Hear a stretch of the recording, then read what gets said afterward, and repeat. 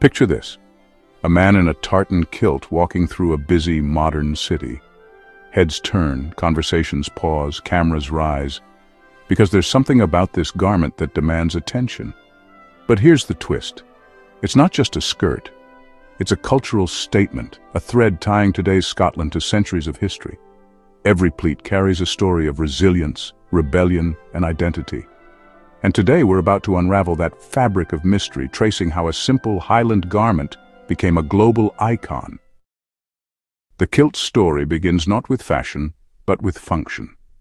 In the 16th century, Highlanders wore the Great Kilt, or Highland more, a massive woolen blanket wrapped around the body, doubling as clothing by day and bedding by night. It was tough, versatile, and perfectly suited to Scotland's rugged landscape. Over time, practicality refined it.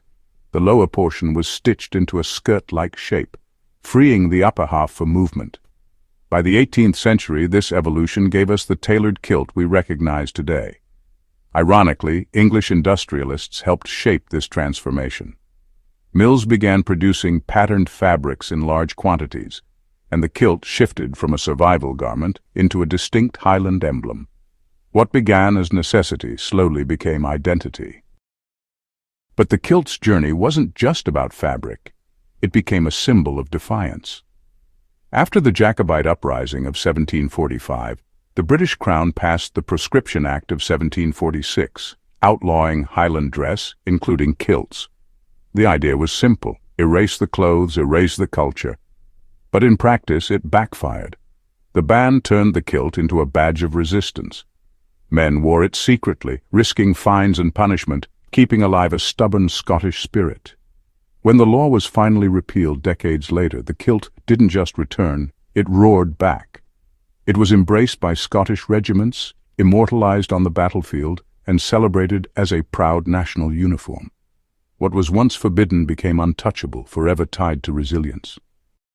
Of course, no kilt is complete without tartan, the colorful checks and stripes instantly recognizable around the world. But here's a surprising truth. The idea of fixed clan tartans, where each family had its own unique pattern, is more legend than fact. In reality, this notion gained traction in the 19th century, when Romantic writers and textile merchants popularized the idea to fuel national pride and textile sales. Yet, something fascinating happened.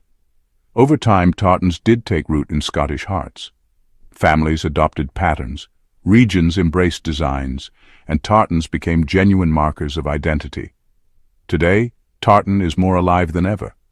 From fashion runways to streetwear, designers reinvent these patterns constantly, proving tradition and innovation can live side by side. Fast forward to today, and the kilt is no relic. It thrives. From weddings and Highland games to catwalks and music festivals, kilts are worn with pride and flair. Celebrities and musicians, think Ewan McGregor, Gerard Butler, even members of rock bands, have propelled the kilt onto the global stage. Tourists flock to Scotland not just for castles and landscapes, but for a chance to wear the tartan and feel part of its story. What makes the kilt so enduring isn't just fabric or pattern, it's the emotion it carries. To Scots, it's a living connection to heritage.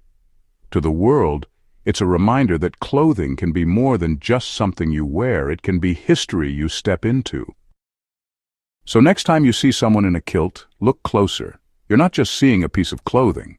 You're seeing centuries of survival, rebellion, pride, and reinvention.